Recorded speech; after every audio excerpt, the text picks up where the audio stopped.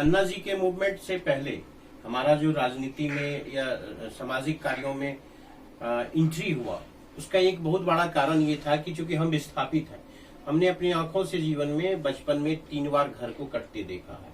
और जो एक भयावह या फिर कहते हैं उसको पिटिबल साइट, जो दयनीय स्थिति होता है, लोगों का घर द्वार, बाग बगीचा, आशियाना उजड़ते हुए देखा है। उस फ्लड के समय में आपके पास अगर कोई सामान भी है तो कहाँ पे रखेंगे? एक ही जगह होता है, बांध या रेलवे किनारे, सड़क के किनारे। तो इस जीवन को हमने भी जिया है और हमने अपने बचपन में लोगों को देखा है कि कोई नेता आ गया, कोई प्रशासन के लोग आ गए तो उनसे मांग करते हुए कि हमारा कटाव का स्थायी समाधान करो, हमारे विस्थापितों का पुनर्वास करो। तो ये जो बचपन में एक संघर्ष को देखा, छोटे छोटे संघर्ष को, तो लगा कि नहीं, ये नेता जो है ठगता है, हर बार आता है, एमपी बन के चला जाता है, एमएलए बन के चला जाता है और हमारे इन समस्याओं के ऊपर कोई ठोस कार्रवाई नहीं हो पाता है।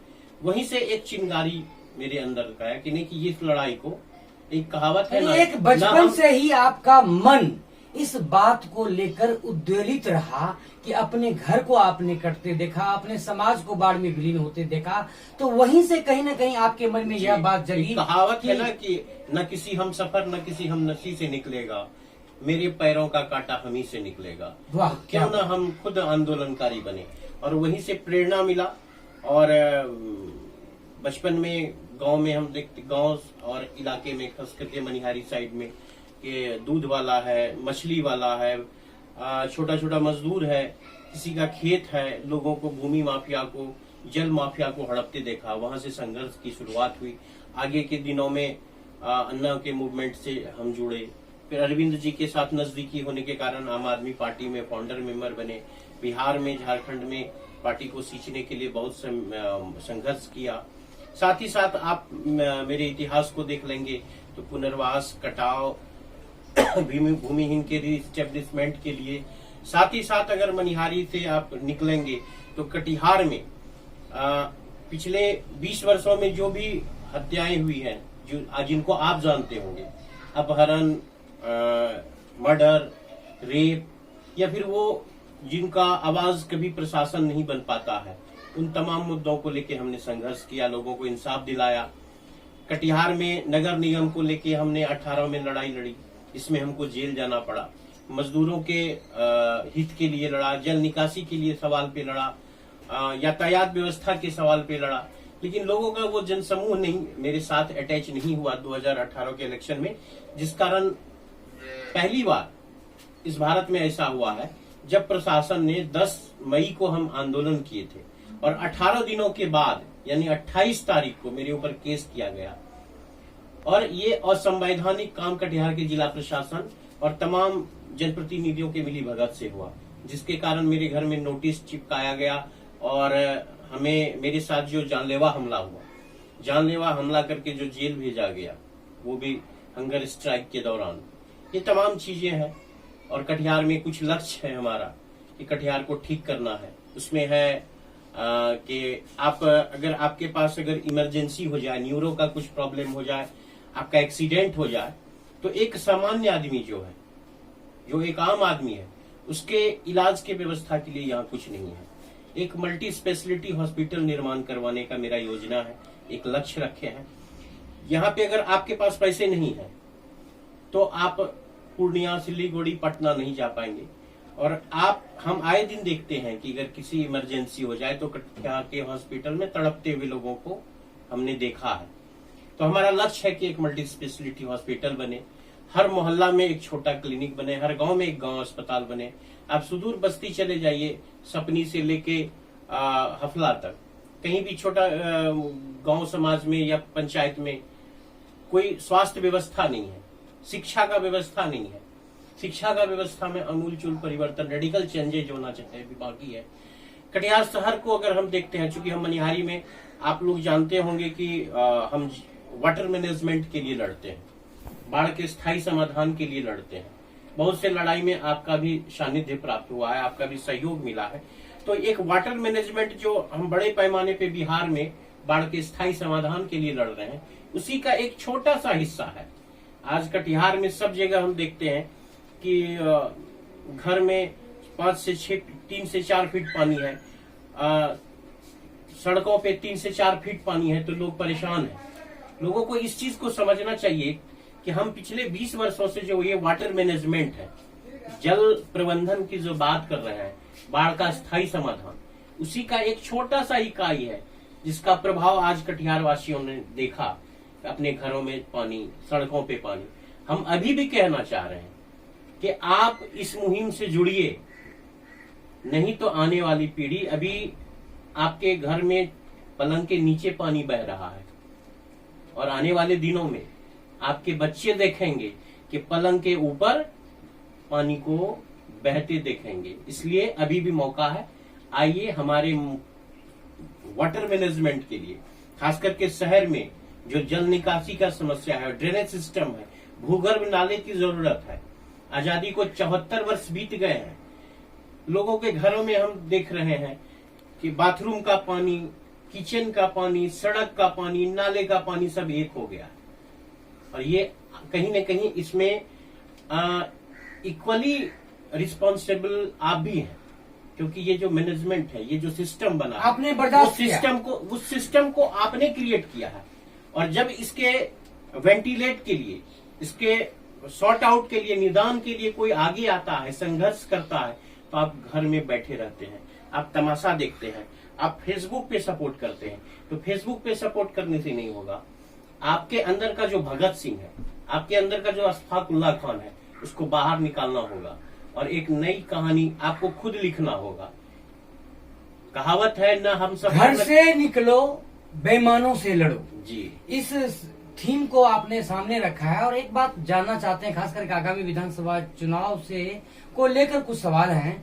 जैसे कि इस बार कई राजनीतिक महारथी मैदान में हैं, आपके नामी गिरामी महारथी लोग हैं जिनका एक लंबा चौड़ा विधायक काल का इतिहास रहा है।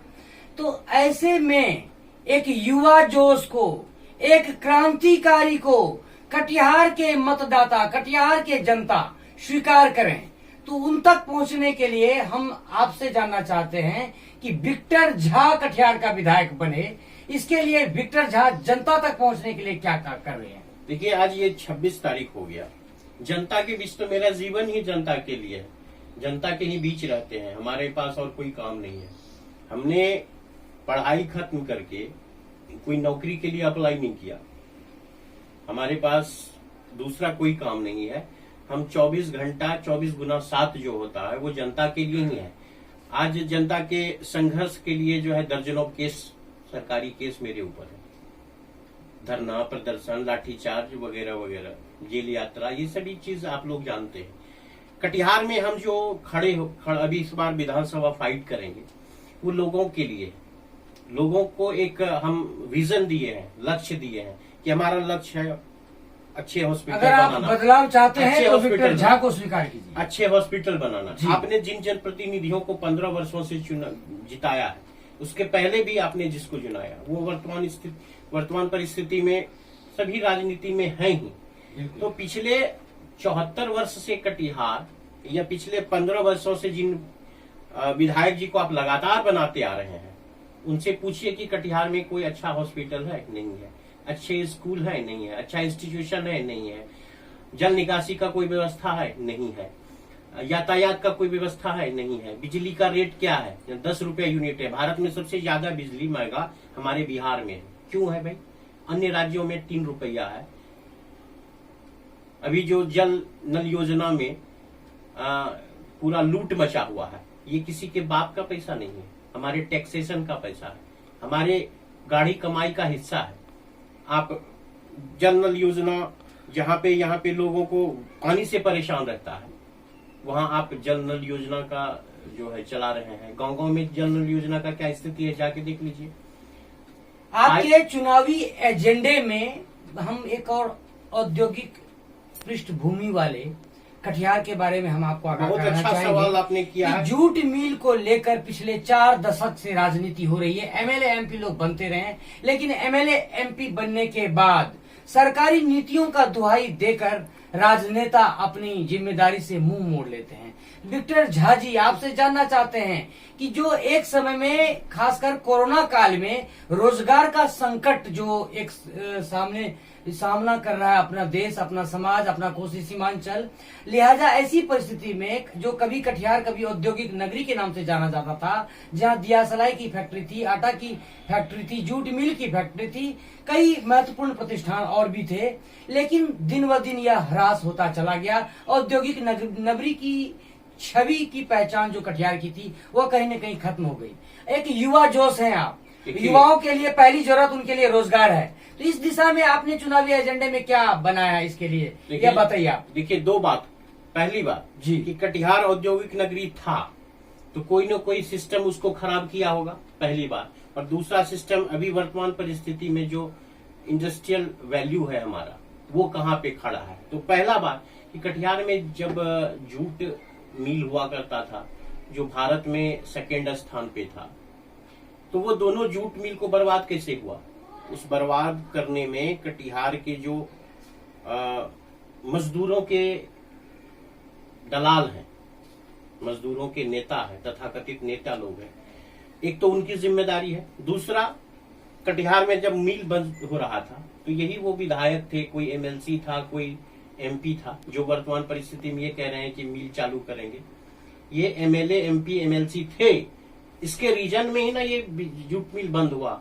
कोई उसमें कमीशन खाया, कोई उसमें जमीन खाया, कोई उसमें कहीं पटना में, दिल्ली में फ्लैट मिला। तो तमाम वो 5 हाथों की 5 उंगलियां हैं जो खाने के समय एक हो जाता है। तो आप एक एक व्यक्ति, हम किसी का नाम नहीं लेना चाहते हैं, लेकिन यही वो लोग जिम्मेदार हैं जो जूट मिल बिक रहा था उस समय, एमएलए, एमपी, एमएलसी थे, जो बंदर बांट करके जूट मिल को बर्बाद किया।